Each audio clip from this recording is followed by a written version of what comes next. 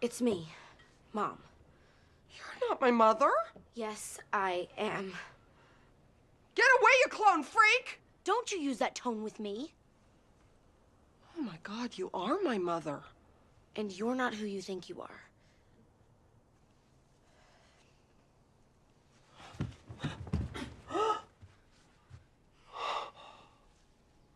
Look at me. I know, we seem to be inside I'm each other. old. I beg your pardon. Hola, comrades. Today's topic of interest, body swapping. But before we get to that, let's discuss that most hallowed of concepts, originality. This is supposed to be the single most important element to a successful work. That golden elixir that cures all a work's ills and makes everything alright. This is the defense of the young and inexperienced artiste whenever their work is called out for refusing to adhere to the commonly accepted standards of quality. They name great artists who push the boundaries and compare themselves to those artists, even though they possess none of the creativity, none of the ingenuity, none of that. This is what the amateur artist pursues.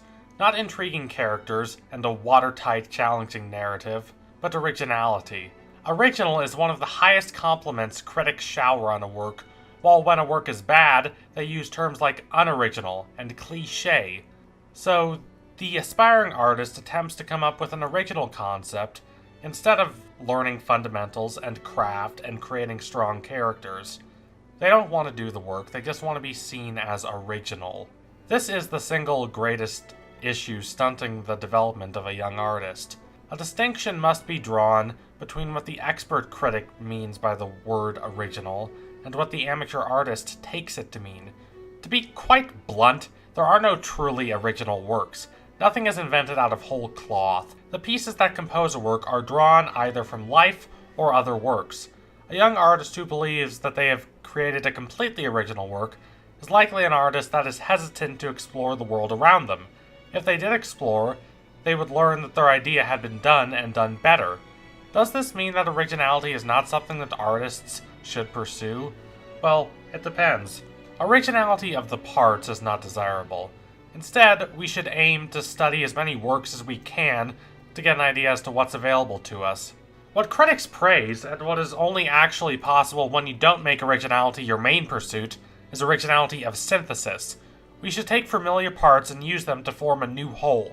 Think of it this way, if you want to build a house the likes of which no one has ever seen before, you don't create your tools from scratch. That would be ridiculous. No, you use the tools that are already at your disposal. If you try to use your own tools, you'll instead make a sloppy mess. Most people who try to make something completely original make things that aren't only bad and insubstantial, but boring and samey. Only if concepts are couched in the best parts of works already present can they create a new whole. This may sound counterproductive, but it is the truth. And true originality cannot come about until it is learned. Some of the best works use parts of old storytelling devices. So do some of the worst. That doesn't matter. What matters is the execution. Even works that may appear to have original concepts will feel samey if those concepts are not executed with any craft or elegance, if the parts are not put together well. However, even works that appear on the surface to sound absurd will succeed if they're based on strong tension, well-orchestrated drama, and luscious character work. To demonstrate this, let's look at a basic concept that's seen something of a revival recently: body swapping.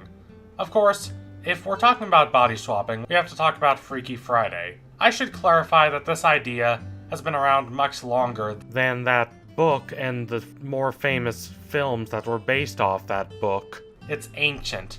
It's one of the first story ideas we came up with. It's not quite as old as the idea of the great hero going on a quest to defeat an evil monster and save their people and prove their bravery and all that cliche stuff, but it's old. Typically, the concept goes like this. These two people don't understand one another, so they need to experience life as each other so they can appreciate the other's struggles. Basically, it's a story about empathy, albeit one that assumes that both parties are equally at fault for ignorance, which is rarely the case, but hey, it's a nice morality play. Freaky Friday does this pretty straightforwardly, and because of this, it has become what Americans think of when they think of body switching. There's a mother and a daughter, and they don't understand one another, so they have to spend time in each other's bodies, and when they do understand one another, they swap back.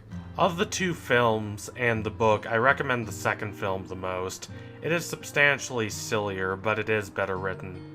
However, let's be honest. Both are mediocre, they don't add much to the table. They aren't exactly films you're gonna spend hours of your life chewing on. They weren't exactly anyone's favorite movie. However, say what you will about Freaky Friday, but at least it is an hour and a half long, and as such, there's time to let its desired arc develop. There's actual meat on it, there's actual substance, which I appreciate. What made this concept to be considered trite were the number of comedy and dramedy series that used it as filler. I hate that word, filler, and it is outrageously overused, but it does apply to these episodes. Can't think of a decent plot thread to fill up an episode? Oh hey, let's go with a body swapping episode. Typically, it proceeds like this. Two characters magically start to argue, even though there was not a conflict between them before, and so they never want to talk to one another again. They have to learn that, hey, the other person isn't so bad, and once they make that realization, they swap back, and everything is as it was before the episode began.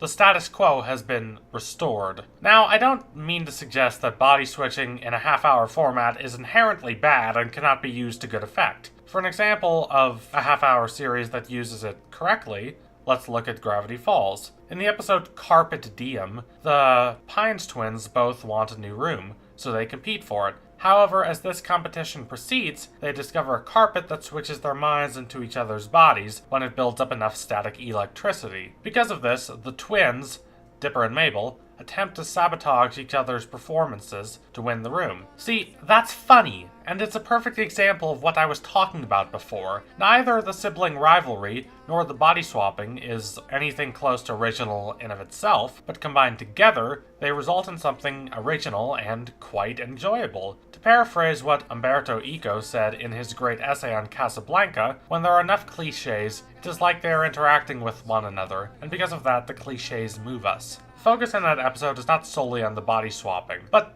does that not mean that body swapping cannot be effective when it is the focus? No, but it must be used in service of something grander and more substantial. It must be elevated.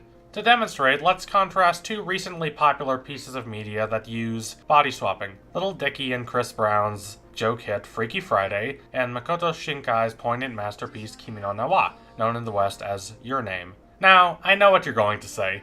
Isn't it kind of unfair to compare a joke song written by a couple of lowbrow fools trying to score a hit with one of the greatest anime films ever created, an astounding tour de force of tenderness and exhilaration that has become as sacred for anime fans as the likes of Princess Mononoke and Spirited Away?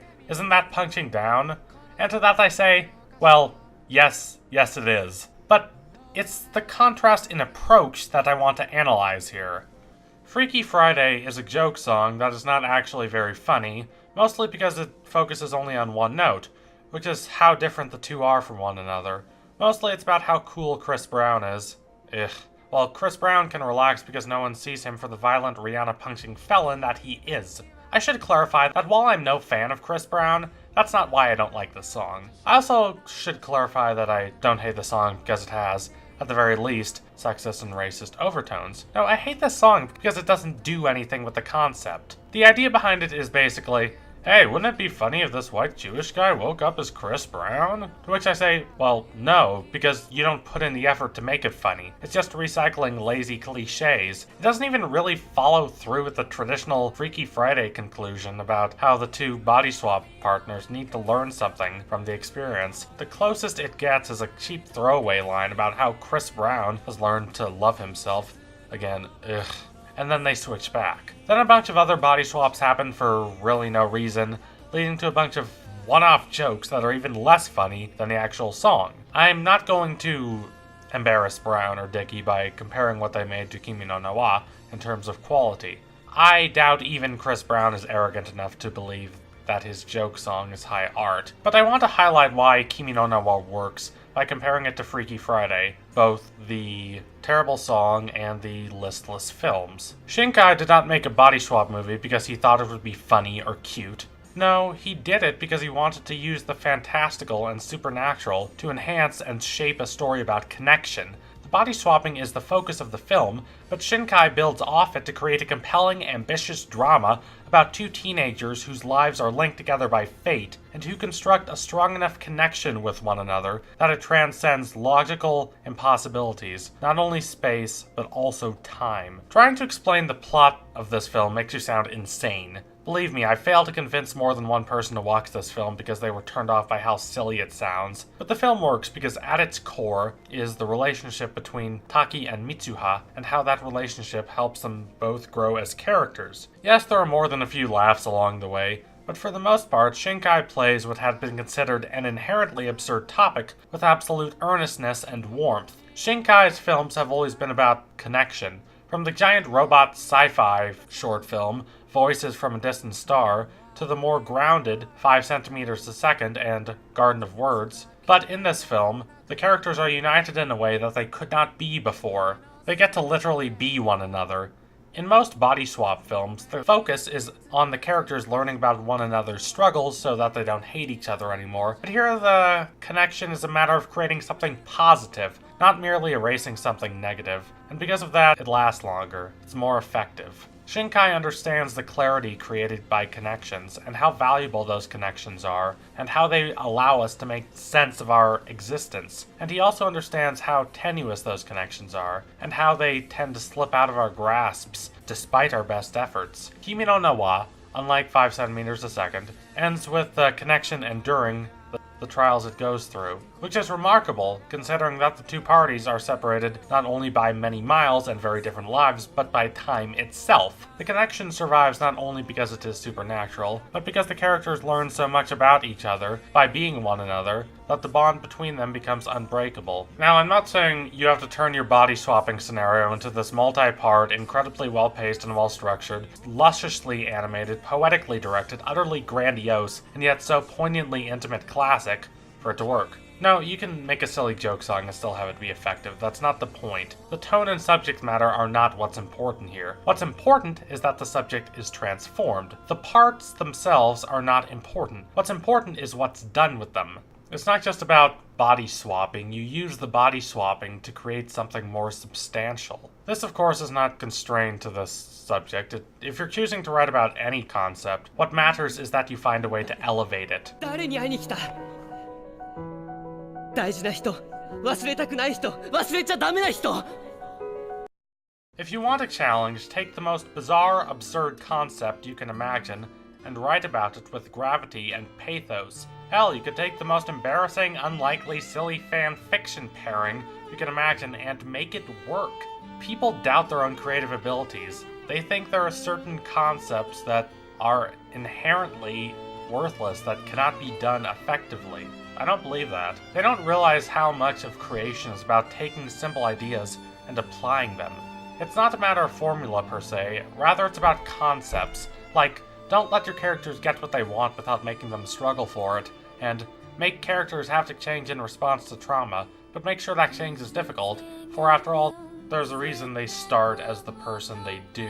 There are forces influencing them to be that person, and if they want to change, they have to fight against those forces, whether those forces are internal or external. And plan out your character's journey first, and then attempt to craft a plot that fits it. Don't try to craft original parts. Instead, consume as much media as you can, and then put your effort into skillfully combining concepts you've learned about into an effective story. Have an idea about what you want the end result to be, then use the pieces you've gathered to get there, adapting them and changing them to fit the vision. It's the difference between dull, hackneyed bore fest like Chris Brown's Freaky Friday, and transcendental art like Kimi no Na wa. So if you liked what you saw today, consider donating to my Patreon so I can produce even more elevating content. Also, don't forget to like, comment, subscribe, all that transformative stuff.